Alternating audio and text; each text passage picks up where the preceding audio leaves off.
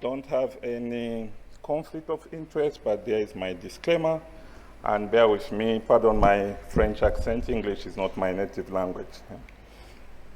So one thing we know about adolescents is they are risk takers. They like trying out new things. They want to discover, they want to venture into adventure, and they want to try all the new things that are out there.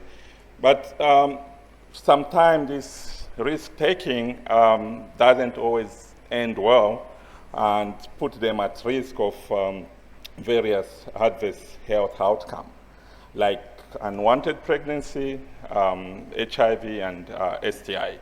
And data we have from Zambia shows that female adolescents, 15 to 24, are 4 times more likely to get HIV than the male. And for those who get pregnant, globally, 1 in 3 abortions happens in women below the age of 20. And for Zambia, 29% of adolescents have been pregnant. Out of these, 20% have actually given birth before the age of 15. So based on this evidence, we strongly feel that there's need to better understand the factors that are associated with adolescent risky behavior if we want to put in place remedial plan and to inform program and policy. So we use the Zambia Demographic Health Survey, the 2018. This is a cross-sectional survey that happens every 5 years.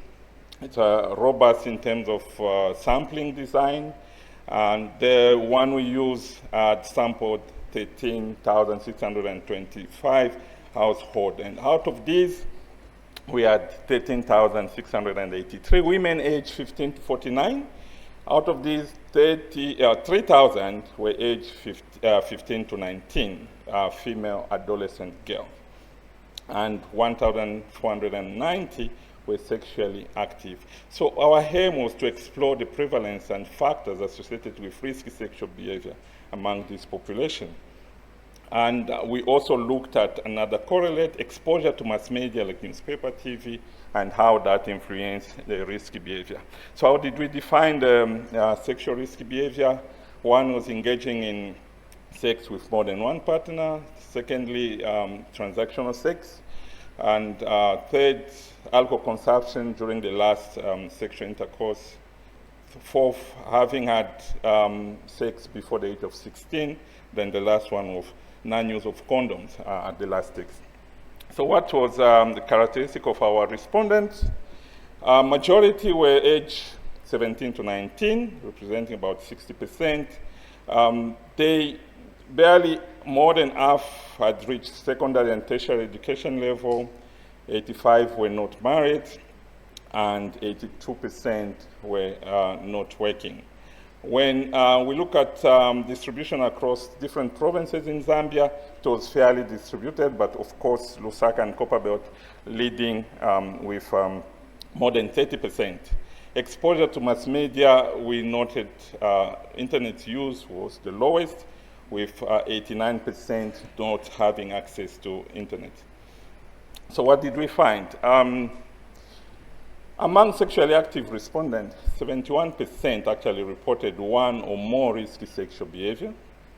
And engaging into sex before the age of 16 was the most commonly reported risky behavior. Then it was followed by non-use of condoms.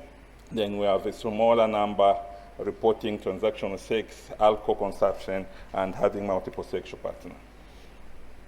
So what we concluded, or what we found, is that young adolescents, meaning 15 to 16 years, with less than secondary education and not married, with no access to mass media, and residing in western province of Zambia, were more likely to engage in risky sexual behaviors. We compared these findings with other countries in the region and beyond the region.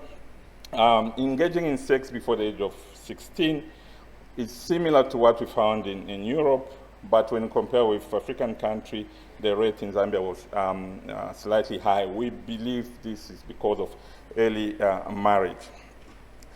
But when you take aside early sexual debut, Other risk sexual behavior in Zambia were falling into 42%, which became lower than other countries. Low education attainment is associated with more risky sexual behavior, this across the board and across all the literature that we went through. Access to mass media also was associated with less odds of engaging into sexual behavior. We believe that adolescents who are able to access internet, TV, newspaper, and magazines have an opportunity to get the first-hand information, to be educated, and therefore to take informed decisions when it comes to their sexual engagement. We suspect or we hypothesize that Western province stand out as having a great risk of engaging to risky sexual behavior because of less economic potential, difficult climate, and geographic region. So in conclusion, what do we say? We strongly feel that to address this issue, we need to approach it in a multi-pronged strategy. And we need to improve economic situation for the adolescent girls, increase health education, very important, but also to facilitate access and utilization of these health services. But also, most importantly, this has to be family-centered, where we need to discuss issues to do with early marriage among adolescent girls. Thank you so much.